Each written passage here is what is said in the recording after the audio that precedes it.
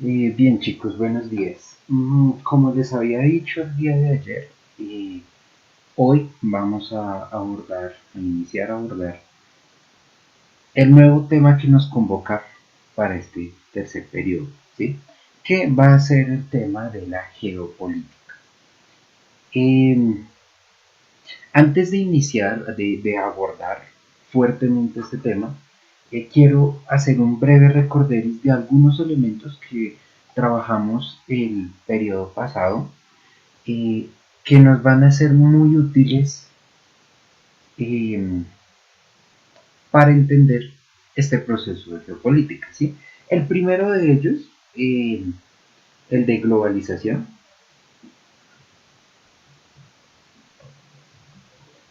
Si ustedes recuerdan, nosotros iniciamos trabajando la parte cultural del proceso de globalización, de cómo se daba toda esta construcción de una forma cultural global, de pronto de una cierta cultura hegemónica, cómo se da esta colonización cultural, incluso un mercadeo cultural, hablamos de eso en algún momento, y por otro lado hablamos de una globalización política, ¿sí?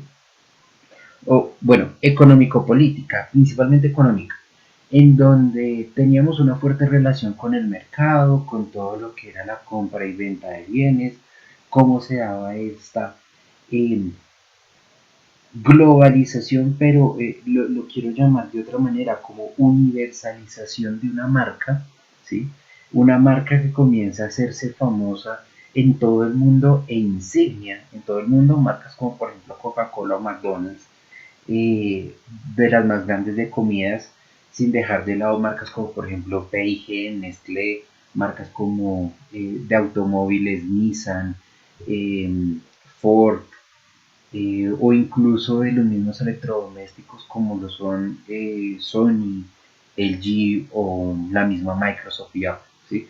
Todas estas marcas pues están aquí como que metidas de cabeza en este proceso de globalización, hablando de globalización en el mercado, y pues también dijimos que esto tiene una fuerte relación con la globalización cultural, ¿sí? En medio de la marca también se carga una cultura con ella. Bien, esto por el lado de la globalización. Por otro lado, quería eh, llamar un término que no usamos directamente en las clases, pero que este es el término que digamos es el adecuado para trabajar esto, que es el término de biopolítica. ¿Sí? Término de biopolítica, este término está fuertemente relacionado en Foucault con lo que nosotros llamamos como el gobierno,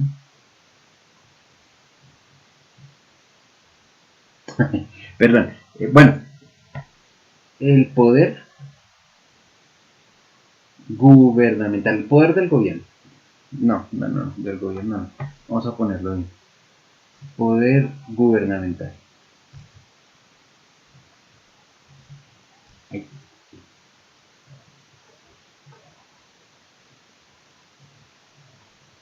¿sí? Nosotros decíamos que esto tenía una gran diferencia con el gobierno, por eso lo cambié, que el gobierno de un Estado y el poder gubernamental son cosas diferentes.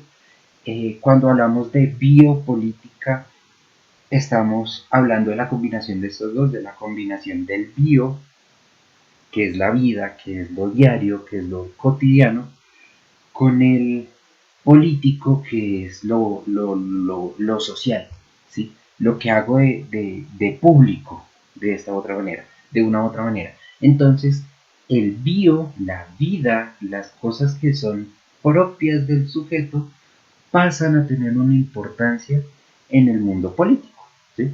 Entonces, quería rescatar estos dos términos y el de biopolítica de esta manera, porque cuando lo hablemos en geopolítica lo vamos a encontrar como biopolítica y no como poder gubernamental, ¿sí? Entonces, haciendo este rápido recorderis, ¿a qué nos referimos cuando hablamos de geopolítica? Generalmente cuando hablamos, o sea, cuando nosotros nos mencionan geopolítica en primerazo, lo primero que se nos viene a la cabeza son cosas como políticas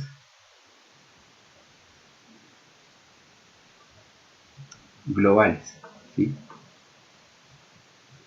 Es decir, cuando hablamos de geopolítica, lo primero que uno dice, bueno, esto tiene alguna relación con una serie de políticas que se hacen a nivel global, ¿sí? Que tienen pretensiones de universalidad. De una u otra manera, uno de los primeros elementos que suele caer en este elemento de políticas globales son los derechos humanos, ¿sí? Entonces, desde la formación de las organizaciones de Naciones Unidas, nosotros en 1945 nosotros tenemos una idea de que existen 10 derechos que son universales a todos los seres humanos, ¿sí? Y estos derechos ya no dependen tanto incluso de un Estado en particular, sino que son velados por todos los organismos internacionales, ¿sí? Tanto que una nación puede pedir apoyo internacional militar si se argumenta que el gobierno de esta nación está cometiendo actos contra los derechos humanos, de lesa humanidad, ¿sí? Entonces, esto nos muestra un poco este ejercicio de políticas globales. Sin embargo, esto de política global, si bien es cierto, es una definición que nosotros asumimos y que no abarca, si esa es la palabra, no abarca todo lo que quiere decir la geopolítica, ¿sí? ¿Por qué? Porque hay veces nosotros asumimos este geo con la misma definición que globo, ¿sí? Si nosotros hablamos de geopolítica y de una cosa como por ejemplo globopolítica, son cosas muy diferentes, ¿sí? Geo, ¿sí? La definición correcta de geopolítica, vamos a ponerlo acá, geo y política, está más relacionada con dos elementos. El primer elemento, geo, significa tierra, y política viene del término politiqueia, si mi memoria no me falla, y ahí hay una división entre políticos, IA, y bueno, eso significa otras cosas, pero en grandes rasgos, política quiere decir, o es entendida, llamémoslo así para no complicarnos, como el ejercicio político, ¿sí? Esto, bueno, tiene que polis es sujetos, la polis es cuando el sujeto está en público, todo este tipo de cosas. Pero entonces geopolítica como tal va a querer definir el ejercicio político sobre la tierra. Entonces aquí el concepto de tierra va a tener una importancia bastante grande, ¿sí? Bien, tengámoslo ahí. Esta geopolítica es propuesta en el año 1869, no, 1899, por un personaje que se llamó Rudolf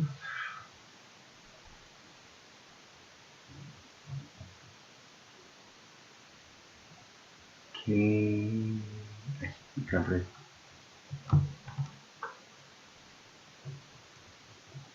Helm, ¿sí? No sé cómo se leerá esto. Un personaje, un economista y político sueco que vivió entre 1840 y... ¿qué? Ay, 1864 a 1922, poquito después de iniciar la Primera Guerra Mundial. Entonces, Rudolf, él, no sé cómo se pronuncia esto, en uno de sus textos va a decir, bien, entrada la revolución industrial, nosotros pasamos a vivir un tipo de política que va a tener unos determinantes muy diferentes a la política que hemos tenido hasta este momento. ¿Por qué? Porque si se quiere, pongamos acá una época pre-industrial y una época acá post-industrial, ¿sí? Vamos a tener ciertas diferencias entre una época preindustrial y una época postindustrial. ¿Cuáles van a ser estas diferencias? En la época preindustrial, nosotros vamos a tener que el Estado como tal se va a preocupar, bueno, aparte de lo que ya habíamos dicho antes, esta época preindustrial está muy fuertemente relacionada con la época medieval, pero aparte de lo que ya hemos dicho, que el rey, solamente el soberano, solamente se concentra en la vida y la muerte de las personas, pues de todas maneras tiene que legislar sobre cierto otro tipo de cosas. Como por ejemplo, eh, no tanto como legislar, pero le va a parecer muy importante lo que es la producción de dos cosas, o bueno, tres cosas principalmente. ¿Sí? Entonces, va a ser la producción agrícola, la producción de plata y la producción de oro. ¿Sí? Estos tres elementos, esto lo estoy tomando como una generalidad, ¿no? Esto depende mucho de cada país o de cada territorio, pero estos tres elementos van a ser los ejes principales de la economía de un territorio. La producción agrícola, porque la producción agrícola le significa el sustento y el alimento para el pueblo, la producción de plata y el oro, porque en plata y en oro era que se acuñaban las monedas. ¿Sí? Entonces la plata y el oro van a tener la importancia que van a ser los motores económicos. Claro, también habían otros elementos que eran muy importantes, como por ejemplo el hierro, ¿sí? O como por ejemplo el bronce o la extracción de carbón, ¿sí? Todos estos van a ser elementos importantes porque son elementos necesarios para la vida del territorio. Pero estos tres primeros son los que van a tener la principal importancia. Porque tu territorio puede no tener grandes vetas de hierro, grandes minas de hierro, de bronce, de carbón. Pero si tiene un buen sustento agrícola, tiene buena plata y buen oro, los puedes comprar. ¿Sí? Entonces, estos tres van a ser los elementos principales. Sin embargo, en la época postindustrial, esto va a ser importante, pero va a cambiar. Porque aquí no va a ser solamente una producción, si bien no se detiene, pero también va a ser una obtención. ¿Sí? ¿Obtención de qué? ¿Obtención de qué? Ah, ok. Aquí es donde vamos a tener la gran diferencia.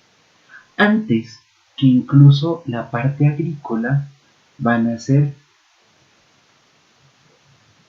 materias primas, ¿sí? Ok, ¿cuáles materias primas? Todas, ¿sí? Carbón, empezando por ahí, porque recuerden que el carbón era una de las principales fuentes para tener las máquinas a vapor. Va a haber minerales en general, porque los minerales nos van a permitir hacer diferentes aleaciones que ya no va a ser solamente el hierro, sino va a ser el acero, el aluminio, el estaño, bueno, todo ese tipo de cosas nos van a permitir construir nuevas cosas. En este postindustrial nos vamos a referir a todo el proceso industrial, no solamente la primera revolución a comienzos de los años 1800, sino por ejemplo también la segunda revolución en 1860 y no me acuerdo, cuando comienza a ver el petróleo, ¿sí? ¿Listo? Después de las materias primas, ahí sí va a empezar a entrar la agricultura en la mayoría de los países. E incluso en medio de estas materias primas también van a estar estas dos cosas, el oro y la plata, ¿sí? Porque también van a ser importantes, pero el nivel de importancia va a cambiar. Ya el oro y la plata no van a ser importantes como monedas, sino importantes como materiales preciosos, ¿sí? Y en cambio, más importante que la búsqueda de oro, de plata, de todo este tipo de cosas van a ser de materias primas. Entonces aquí nosotros ya encontramos una gran diferencia en la parte territorial entre la era preindustrial y la era postindustrial. Antes, el territorio que tú tenías como señor feudal, como rey, era suficiente porque te producía esto, la plata, el oro y el agrícola. La parte agrícola casi que se da en todo lado, de mejor o menor o peor manera, dependiendo de la zona, pero casi que se da en todo lado. Y la plata y el oro, con que encontraras una beta lo suficientemente grande para tu reino, era más que suficiente. Entonces no tenías que tener oro y plata y bronce y todo esto en todos los lugares, solamente en lugares específicos, en uno o dos lugares. En cambio, cuando necesitamos materias primas, estas materias primas son de explotación constante. Necesitamos que constantemente se estén produciendo. Necesitamos carbón todos los días, a toda hora. Minerales lo mismo y el petróleo que ni se diga. Entonces, aquí ya vemos una primera diferencia. Cuando surgen estas diferencias, Rudolf Helen, no sé cómo se pronuncia, vuelvo lo digo, esto es una K, no sé si se nota, pero esto es una K. La K siempre me acaba de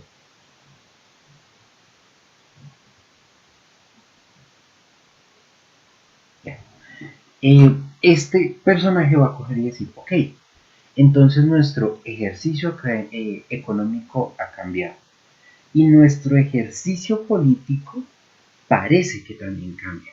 ¿Por qué? Porque a raíz de esta necesidad de obtención de materias primas va a surgir entonces una cosa que es la,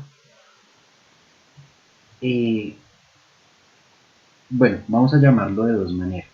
Vamos a llamarlo primero una búsqueda del territorio. ¿Y a qué nos referimos con esta búsqueda de territorio?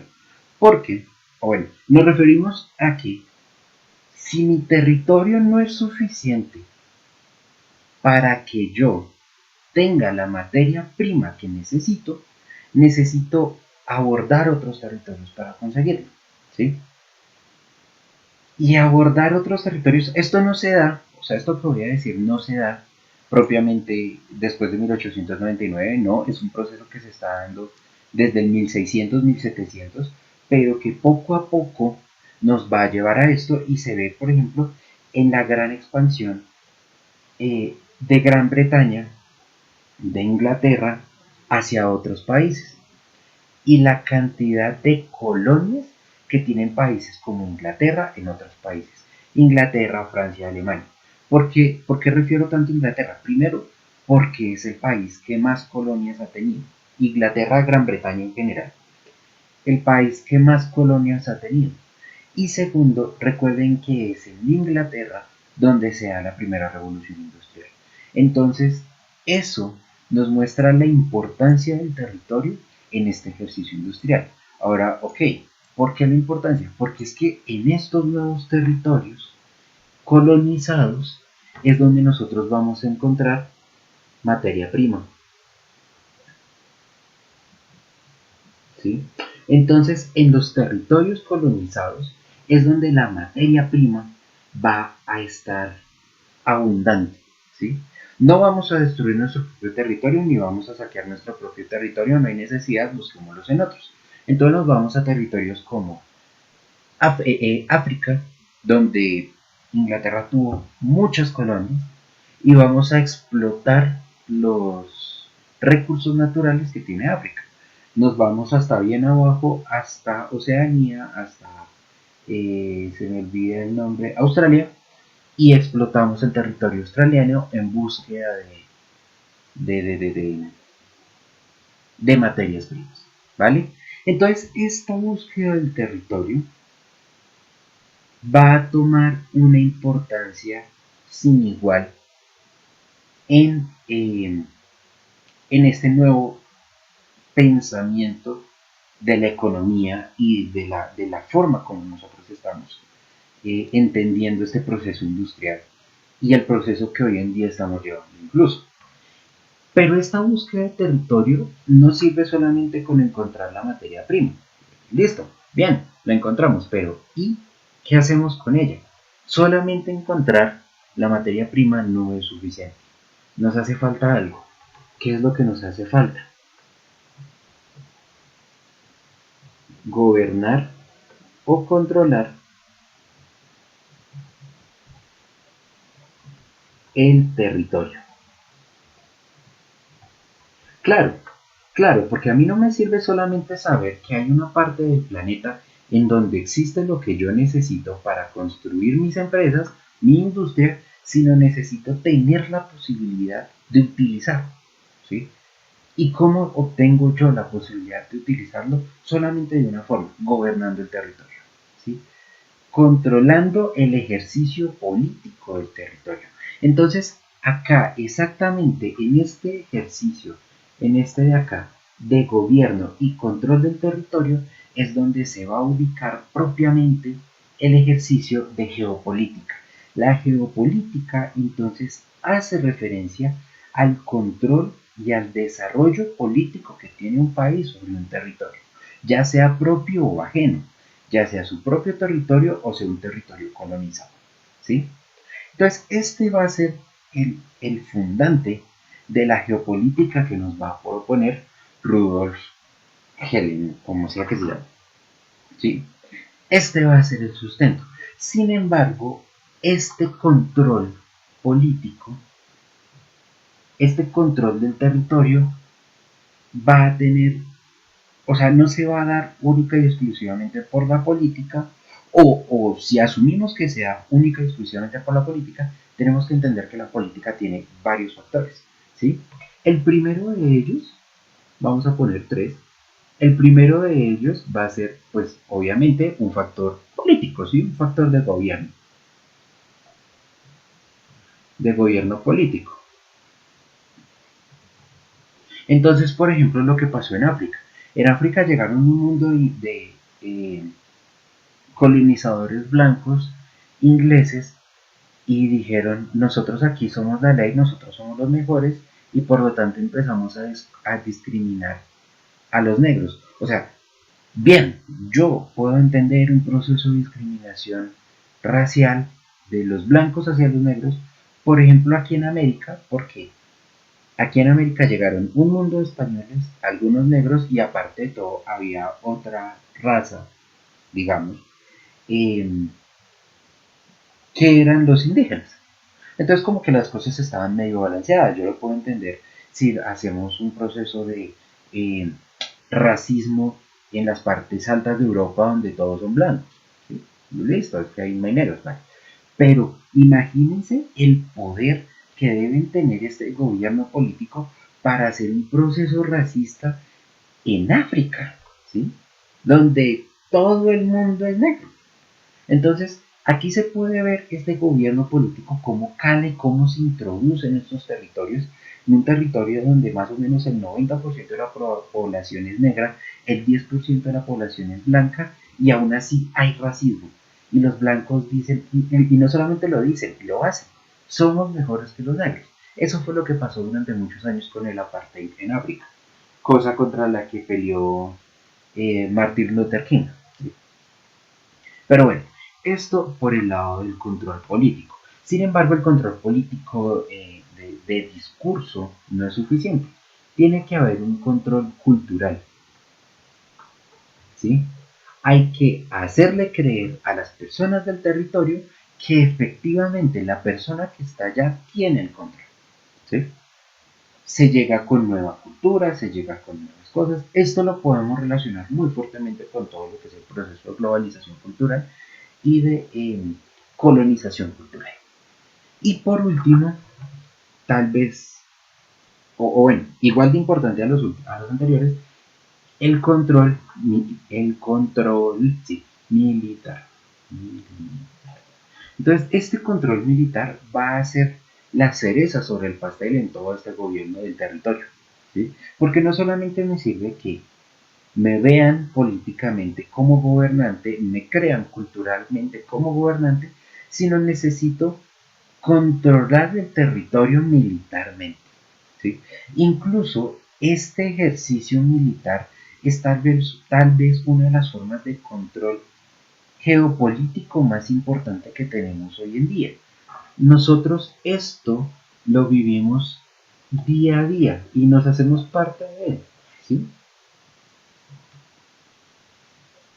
Para la época en la que se propone, estamos en la Primera Guerra Mundial. La Primera Guerra Mundial, recuerden, es una guerra en la que hay aviones, pero no hay grandes batallas aéreas. Los aviones apenas están empezando a funcionar. Muchos aviones, por ejemplo, tienen las metralletas enfrente de las hélices y hay muchos casos en los que las mismas disparos rompían las hélices y los aviones se caían solos. Entonces, pues aquí tenemos un gran problema en el proceso de aviación. Pero para la Segunda Guerra Mundial, que es una guerra eminentemente aérea, en donde las grandes batallas se deciden a causa de los apoyos aéreos de un lado o del otro, pues acá ya vamos a ver este control territorial propiamente por lo militar. Entonces tenemos un control militar fuertemente aéreo, ¿sí? E incluso, si ustedes se ponen a ver, a buscar en todo lado, uno de los elementos militares que más control le da a un país sobre su país o sobre cualquier territorio es este, el poder controlar el aire. A nosotros, más o menos en el 2012, sí creo que fue en el 2012, nos dio un poquito de miedo en Colombia, yo todavía estaba chiquito, nos dio un poquito de miedo que nos hubieran dicho que Venezuela había adquirido aviones de combate. Porque tener aviones de combate quiere decir que el loco de Chávez, que todavía estaba vivo, creo que sí fue en el 2002, que todavía estaba vivo, todavía nos podía mandar un ataque aéreo en cualquier momento. ¿Sí? Entonces, este tipo de control aéreo va a ser muy importante para el proceso geopolítico. Pero este control aéreo no es lo único, porque el control de tierra, ¿sí? El control terrestre también va a ser muy importante. Entonces, vamos a construir una serie de límites geográficos fuertemente protegidos por la Tierra. Y vamos a controlar, comillas, comillas, esa es la idea, todo lo que suceda de la Tierra para adentro, ¿sí? Del límite geográfico para adentro.